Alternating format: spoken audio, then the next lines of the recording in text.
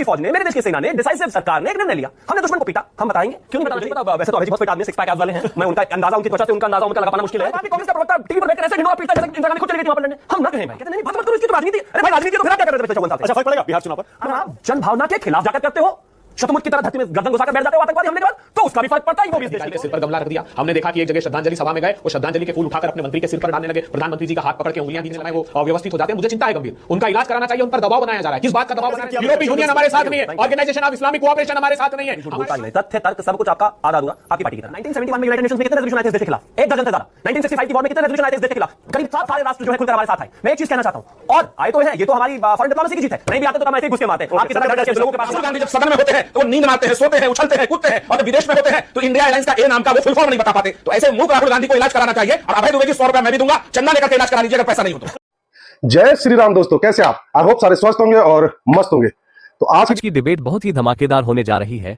क्योंकि आज की डिबेट में कांग्रेस के प्रवक्ता अभय दुबे, जिन्होंने सर में बाल लगवा के और अच्छी खासी बॉडी बनाकर अपने आप को बिल्कुल नौजवान बना रखा है, पर दिमाग वही राहुल गांधी वाला। डिबेट में आज उनकी बीजेपी के प्रवक्ता शिवम त्यागी और जेडीयू के प्रवक्ता सत्यप्रकाश मिश्रा ने बुरी तरीके से खोल के रख दी। दुबे जी को होश तब आया जब सब कुछ लुट चुका था। चर्चा चल रही थी ऑपरेशन सिंदूर और बिहार चुनाव को लेकर, तो अभय दुबे कांग्रेस के प्रवक्ता है। आजकल राहुल गांधी ऑपरेशन सिंदूर को लेकर जो झूठा नैरेटिव चला रहे हैं, तो दुबे जी भी और प्रवक्ताओं की तरह उसी को आगे बढ़ा रहे थे। पहले ऑपरेशन सिंदूर पर बोले और लगे हाथ बिहार चुनाव को लेकर नीतीश कुमार को भी कुछ उल्टा सीधा बोल पड़े। पहले तो शिवम त्यागी ने भाई साहब की बड़ी बुरी तरीके से पिलाई कर डाली। उसके बाद नंबर आया सत्यप्रकाश मिश्रा जी का। उन्होंने तो राहुल गांधी को ही मानसिक रूप से बीमार बता दिया और उसके इलाज करने की सलाह दे डाली, और अपनी तरफ से 1 रुपया चंदा की घोषणा भी कर डाली कि अगर कांग्रेस के बाद पैसे नहीं है तो चंदे से राहुल गांधी का इलाज कराओ। बोलने का मतलब यह है कि आज की डिबेट बहुत ही जबरदस्त होने वाली है। डिबेट पूरी देखे, बहुत मजा आने वाला है। तो ज्यादा समय न लेते हुए शुरू करते हैं इस धमाकेदार डिबेट को। चालू करो बे।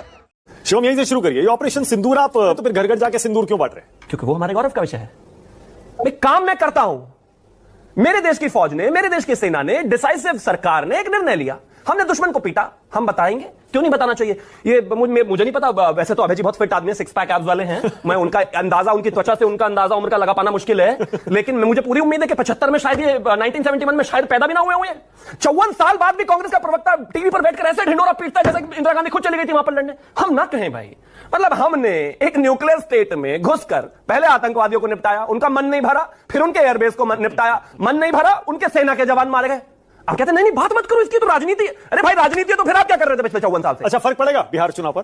मैं मानता हूं कि राष्ट्र से संबंधित और राष्ट्र गौरव से संबंधित जो भी कोई विषय है, और उस पर कोई भी सरकार अगर फैसला लेती है, तो जन के दिमाग पर, लोगों के दिमाग पर, दिल पर इसका सीधा फर्क पड़ता है, पड़ना चाहिए। और एक और चीज, अगर आप जन भावना के खिलाफ जाकर करते हो, शतमुर्ख की तरह धरती में गर्दन घुसाकर बैठ जाते हो आतंकवादी हमले के बाद, तो उसका भी फर्क पड़ता है। वो भी इस देश ने देखा। ओके अभय दुबे, 1 मिनट और, एक मिनट दोनों को और दे रहा हूं, उसके बाद आगे जाऊंगा। अभय दुबे बोलिए।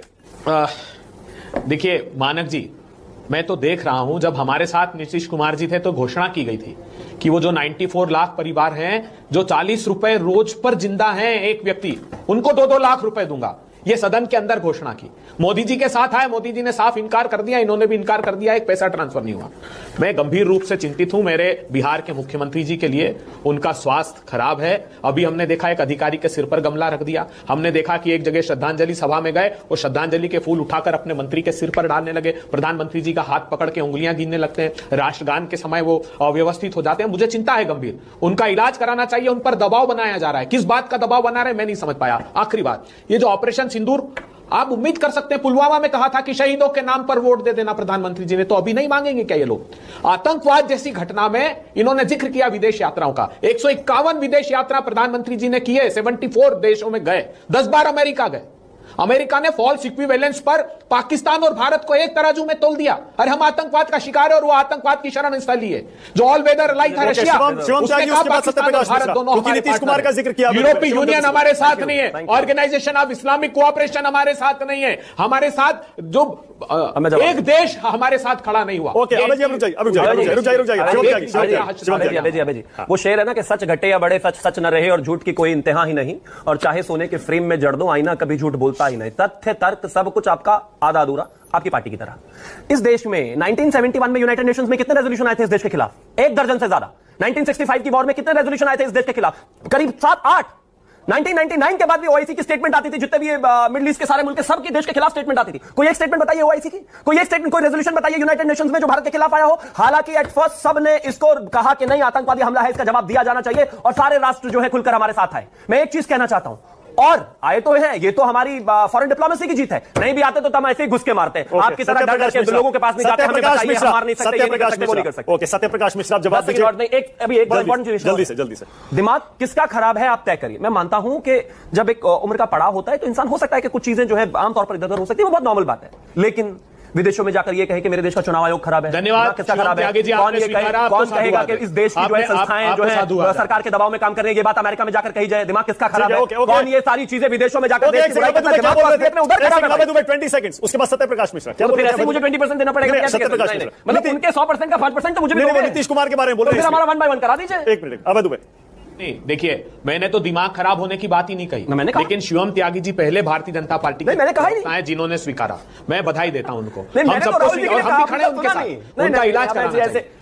लेकिन इतने बड़े काम अगर मोदी जी ने किए होते तो 64% आबादी बिहार की इतनी गरीबी में सत्यप्रकाश मिश्रा, बात चल रही थी सिंदूर पर, जवाब नहीं तो पहुंच गए फिर से बिहार। आ जाइए सत्यप्रकाश मिश्रा, यहीं से शुरू करिए, बना के रखी हुई है इसीलिए रिसर्च की। ओके, यहीं से शुरू। ये अभय जी कह रहे हैं कि, और आप इशारा समझ गए होंगे, बिहार के चुनाव की चर्चा आएगी तो नीतीश कुमार पर ही आ जाएगी।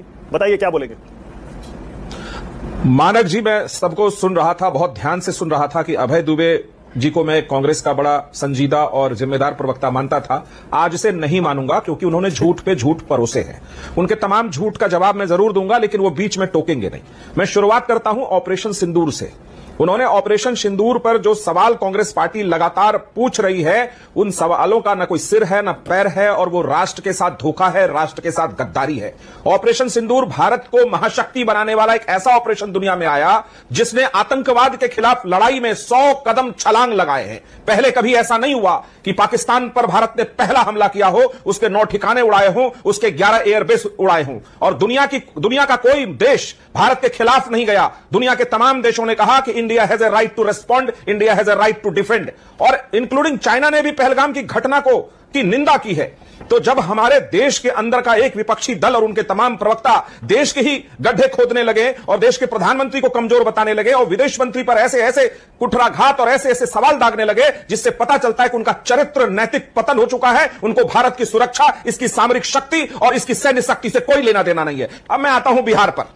बिहार में आप विकास कैसे नापते हैं? जब यह कांग्रेस पार्टी राजद के साथ 15 साल सरकार में नहीं रही तो गांव गांव गली गली जातिगत दंगे होते थे। एक एक जातियों के लोगों को रात में 60-70 लोगों को काट के मार दिया जाता था, गोलियां चलती थी।